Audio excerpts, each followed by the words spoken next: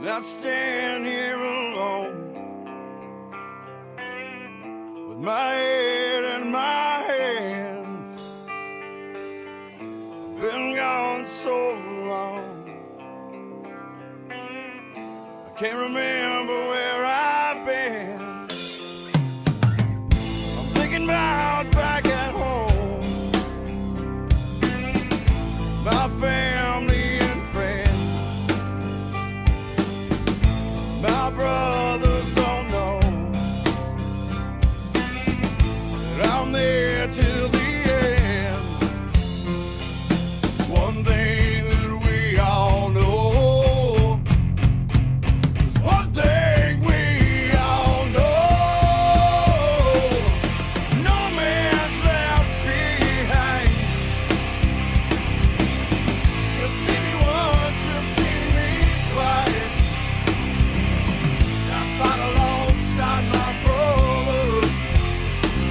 There's no man is left behind.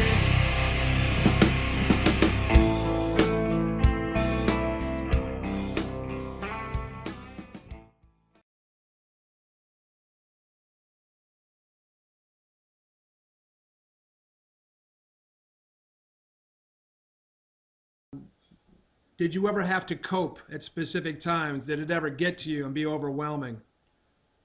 Yes. Okay. Can you give me an example of that, please? Well, when my son came home and had post-traumatic stress, I didn't know anything about it. I didn't have any tools to take care of him. I didn't know what to do. I was afraid that things that I would do or say would actually make him angrier. And one of my regrets, or I can't really say it's a regret because I didn't know, but I said to him, why can't you just do it, Johnny? I didn't understand. And I wish I didn't say that. Did you ever have to walk away at times because of frustration or what have you? Yeah, there were times when I didn't want to be here because I didn't know what I was going to walk into. A lot of times I was walking on eggshells. And again, not having any tools or no knowledge of it was the problem. Did you have any formal training at the time? I think I've already got you to answer that, but have you had any since? Well, now I'm self-taught, right? I lived through it. I lost my son, unfortunately. But, hindsight now, and now talking to the survivors that are living with post-traumatic stress, and asking them, how are you living with it? What are you doing? And learning things and creating a tool of my own. I feel that I'm more equipped.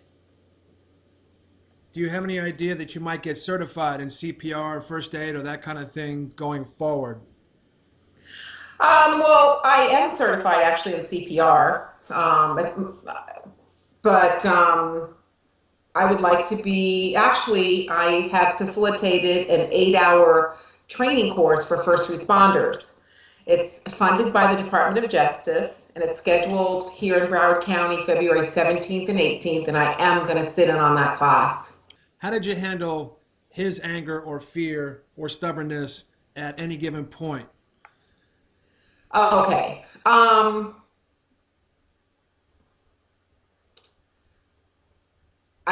kept quiet. I kept silent. I didn't reach out to anybody.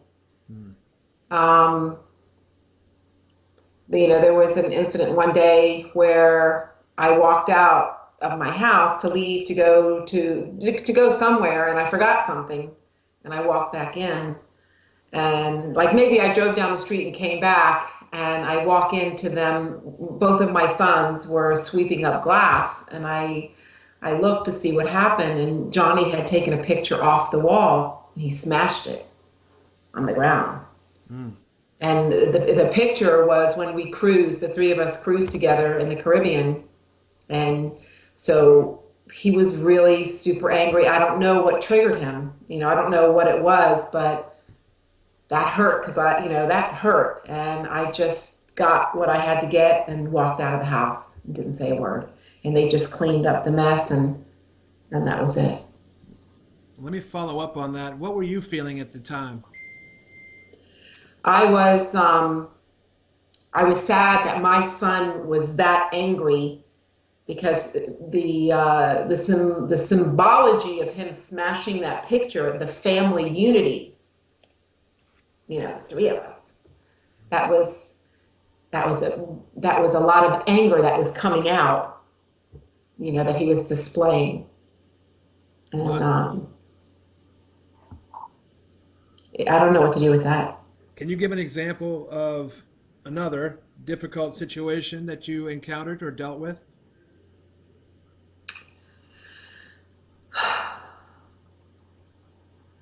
There was a time when Johnny came home and it was midnight and I heard the garage door open, and so I was waiting for him to come walk into the house, and he did not come in. So I'm like, what's he doing out there? So I got up and I peeked out, I opened the garage door and he was hiding inside with his gun and, peeking around the corner. I said, Johnny, what are you doing? He said, Mom, somebody followed me.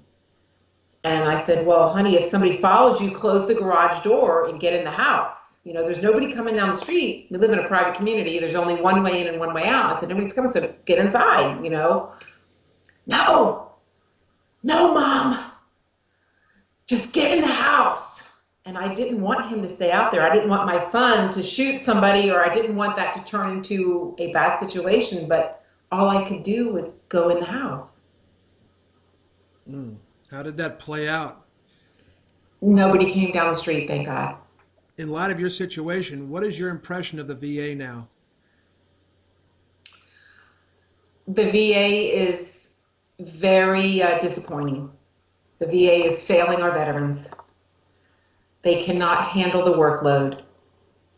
We need to have other organizations, other doctors that are able to take care of our veterans, because they are not doing it. Going forward, is there anything you can see or think of that would be beneficial for PTSD sufferers or caregivers or parents, something that might make a difference in their lives? Well, when somebody has post-traumatic stress, it's because they survived something, okay?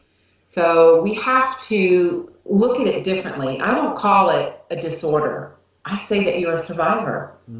My son, he was on the front lines of Afghanistan. He survived. He came home. So we have to give him that time, and he's not going to be the same person. People, it changes you maybe forever. But I believe that we can learn our triggers and manage them. You're not crazy. It's when you have that, when something triggers your post-traumatic stress, it's just taking you back to that moment when you felt that you were going to die. So that impending doom just comes over you completely, and you can't control that, But we can know that we're not crazy. It's, that's what it is, right? So I say to the families, back off, give them their space. Don't put that pressure on them to be like they used to be. I created a tool for those living with post-traumatic stress. Okay, for example, when I was out with my son, I didn't have this tool then, but I'm just using my son as an example. When we would go out somewhere, if something triggered his post-traumatic stress, he could simply say, Mom, code yellow. So, and that means something's triggered me. I'm feeling anxious and angry. I need to go home. Let me regroup. You can't get mad. You can't ask me any questions, and you can't take it personally. Just let me go home and regroup. That's it. Other times I would be out with my son, and maybe something would happen, and now I'm worried. Like, does that bother him? Because, you don't know, right? You're walking on eggshells because you don't know. So I could say, hey, Johnny, what's your color or what's your code? He could say green. Everything's fine. So we teach this to our friends and families, and hopefully, and that also will help the family and also the person that has post-traumatic stress recognize and maybe manage their triggers a little bit better over time. But if we ever get to code red, now I'm specifically talking about war fighters, they need to have their battle buddy there. Call my battle buddy now. But it's a great little tool, and it's on my website. You can download it for free. Do you think you've ever gotten any kind of secondary PTSD from this, from your experience? And how do you deal with that? Sometimes I'm super strong. Yeah. I am super, super strong, but I exercise and I'm doing, good. And then this morning I just wake up and I'm like, It's too much. yeah. I look at the blue sky sometimes and I'm like, maybe I just want to be there. Maybe I don't want to be here anymore. I battle a lot staying here. And I know I'm doing, at this point, there's too many people now that I'm responsible for. Because I have a following, and I know what I'm doing is working. My Buddy Up is going to go national. It is, it's just a matter of time. And so I know that I'm saving lives in the name of my son, but for me personally, I don't have anything,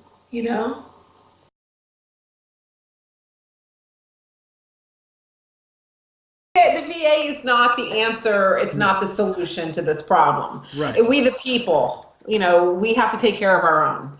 And so we have to educate the families and the veterans themselves. And, they are not in this fight alone. There's so many of them out there that think that they're alone. Yes. And because of their strength, and you guys are strong, you were told, that strength let me just back up. Okay. All right. So the funeral I went to yesterday, I was speaking to the mom, and his mom was telling me, beautiful soul, friendly, loved animals, life of the party, jokester, always wanted everyone to be happy. And he was very strong, and he wanted to fight this battle on his own. He thought that he was strong enough to fight these demons. We all do. And that's what we have to change. Yes, we do. That's like number one on the list. That's why I constantly preach, reach out, buddy up, buddy up, buddy up.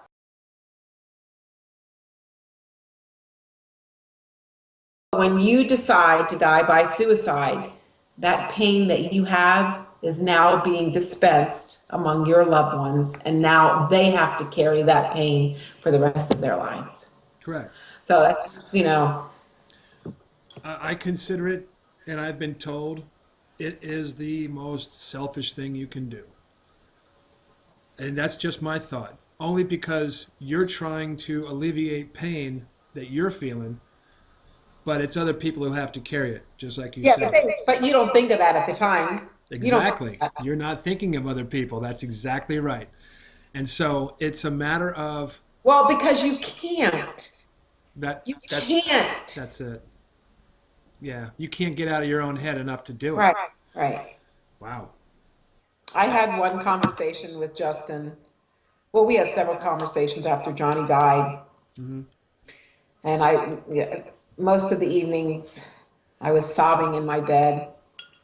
And he'd come in and we'd talk a little bit. And I just would say, why?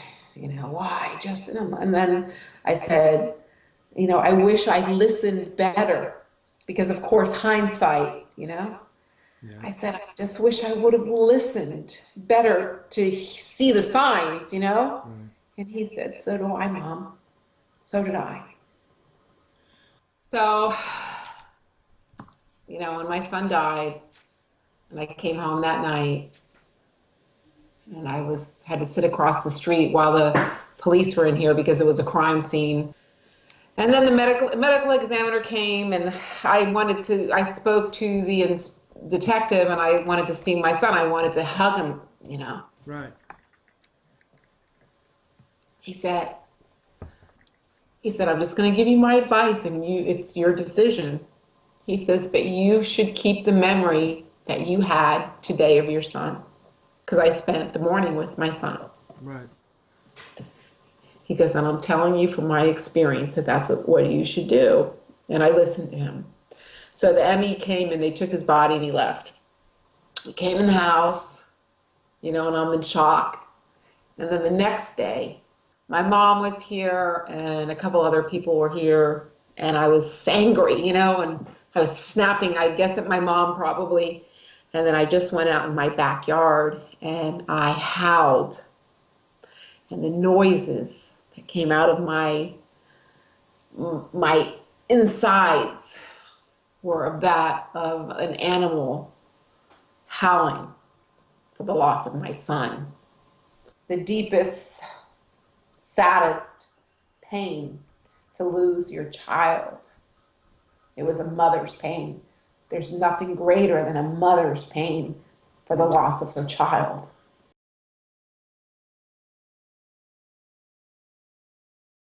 The night Johnny died, I was seeing the Long Island medium in Miami.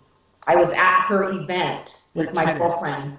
I'm not. It was January 12th, 2013. And I was sitting there and the lights went on, the show was over. So I immediately checked my phone and I saw that I had a missed call from my son, Justin. So I called him back and I said, hello. And my son, Justin, said to me, why don't you answer your fucking phone? Johnny's dead. Get home. And I went into shock, and my girlfriend said, what? And I said, Johnny's dead. She grabbed my phone. She said, who are you talking to? And she called him back. So now I'm sitting there. People are getting up and leaving, and I'm sitting in this chair, and I can't get up because I don't want to go forward with my life now. And I said, what do I do? What am I supposed to do? What do I do? And I'm getting louder and louder. And I called my nephew, Chris, in Tennessee. Chris, I told you, Chris and Mindy, they're very dear to me. And I called Chris and I said, Chris, Johnny's dead. What am I going to do, Chris? Johnny's dead. I can't get up. I can't, Chris. Chris, what am I going to do? Chris, what am I going to fucking do? My son is dead. Why?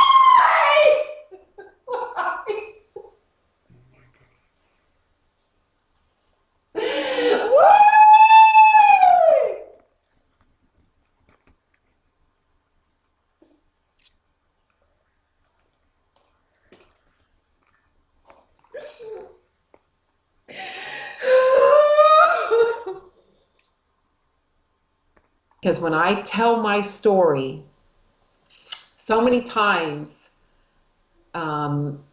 veterans have come up to me and they said, I heard your story and I don't want to do that to my mother.